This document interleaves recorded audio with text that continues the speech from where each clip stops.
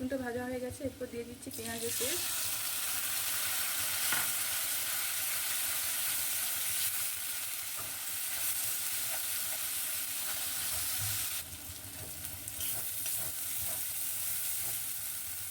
আমার পেঁয়াজ আর রসুনটা ভাজা হয়ে গেছে, এরপর দিয়ে দেবো আদা টমেটো পেস্ট।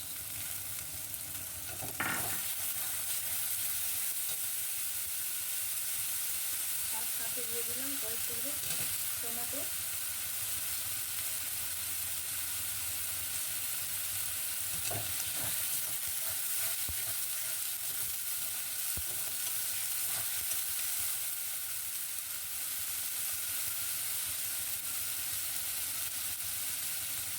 এরপর একটু সামান্য পরিমাণ লবণ,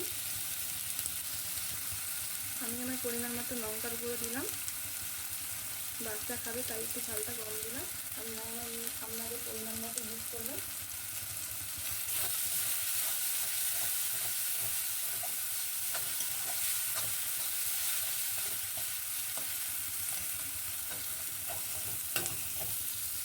এরপর সাগাইতে চিকেন কারি মশলা আমি একটু ইউজ করব।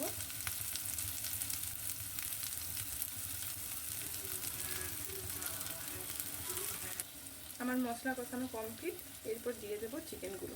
আমি ম্যারিনেট করে রেখেছিলাম দই আর লবণ দিয়ে, আমি হলুদ একদম ইউজ করলাম না।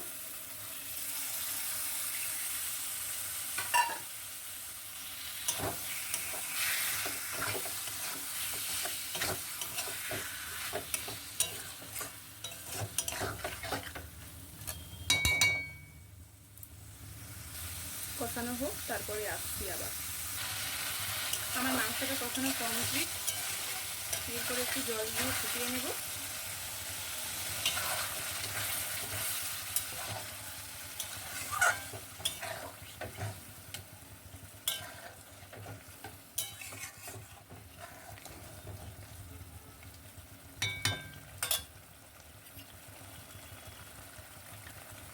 সাথে দিয়ে দেবো 1 চামচ পরিমাণ বাটার।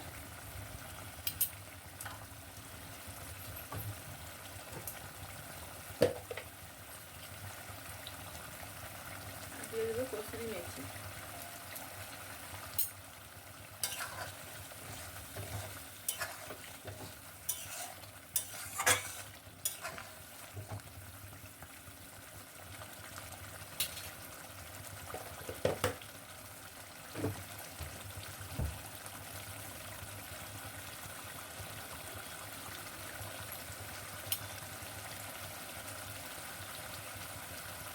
সাথে দিয়ে দিলাম একটু সামান্য পরিমাণ গরম মশলা।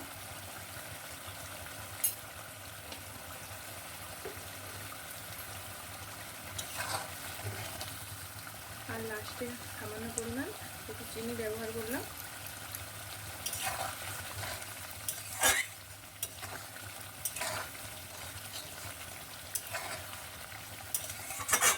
আমার চিকেন চাপ একদম রেডি, এরপর গ্যাসের অফ করে দেব। সবাই সুস্থ থাকবেন, ভালো থাকবেন। আবার আসছি অন্য একটা ভিডিও নিয়ে, দেখা হবে।